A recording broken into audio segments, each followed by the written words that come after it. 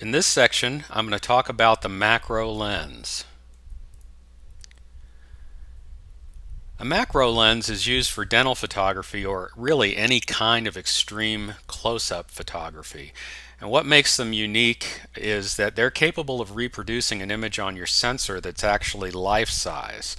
And each macro lens has a little window on it, as you see in the photograph at the bottom here, and it shows what's called the reproduction ratio.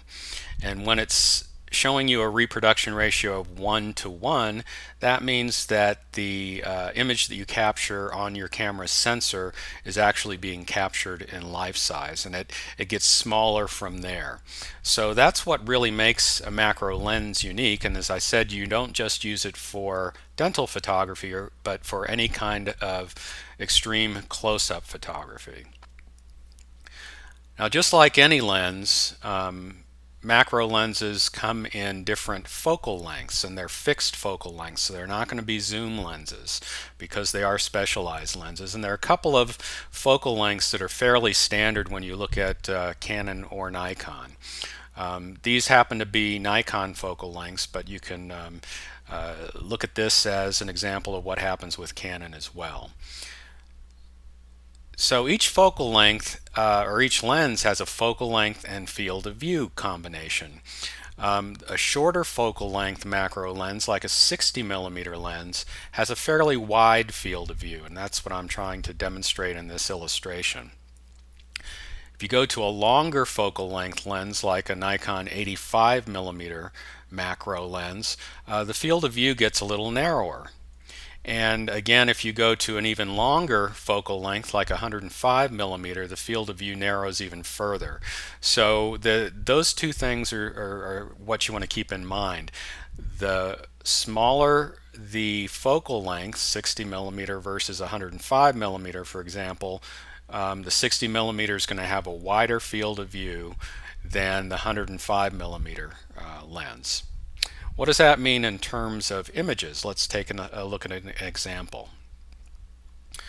So if we go back to that 60 millimeter lens again, and we look at that field of view, and we look at an image, you can see that in this model here, the image of the model, you can see side to side pretty wide, more than you might want in the image actually. But that's because we are a certain distance, camera distance, from the model physically. So if you look at an 85 millimeter lens, same camera to subject distance, you're going to see that it looks like it's zoomed in because the 85 millimeter focal length is a longer focal length. And the field of view, as you see, becomes narrower.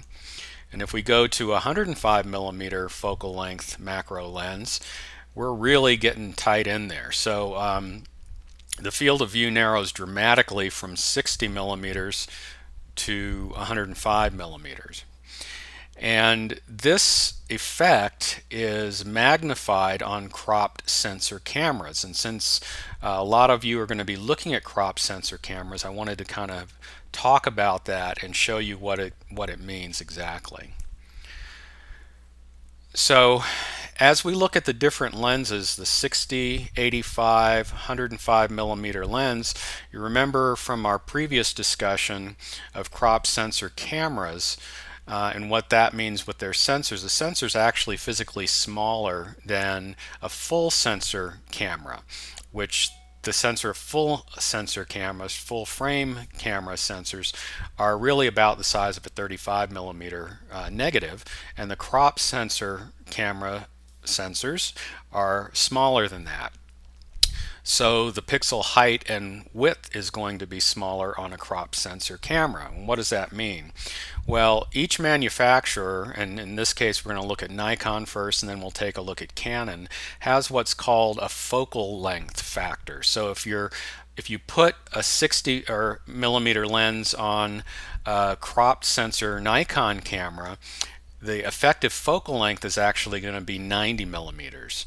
So you're getting, instead of this green triangle, you're getting closer in view, field of view, to the 105 millimeter example, which is the blue triangle. And the way that you figure this out is very simple. Because of the size of the Nikon sensors, they have a focal length factor on their cropped sensor cameras of 1.5.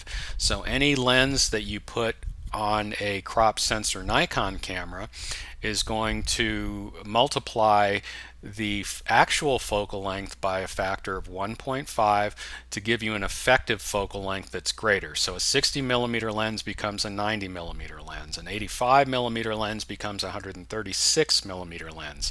A 105 millimeter lens becomes a 158 millimeter lens in the Nikon world.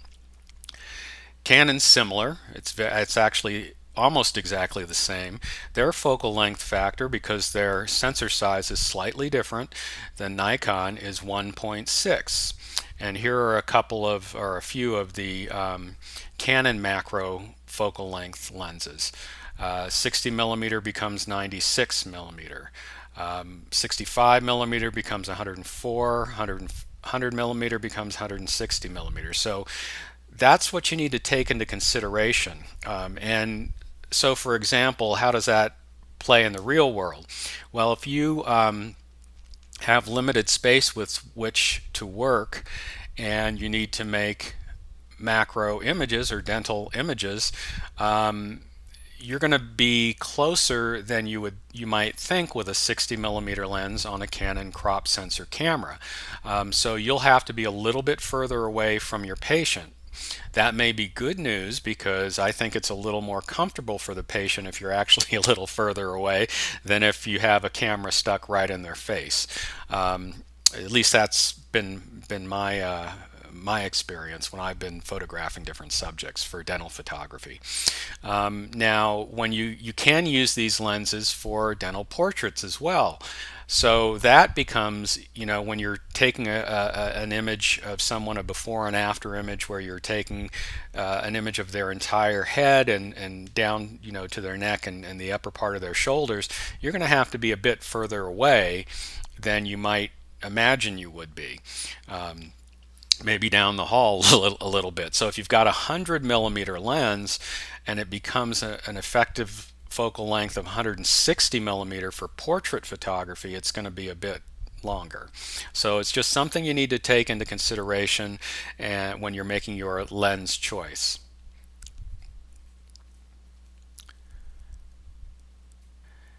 In the next section, I'm going to discuss the macro flash.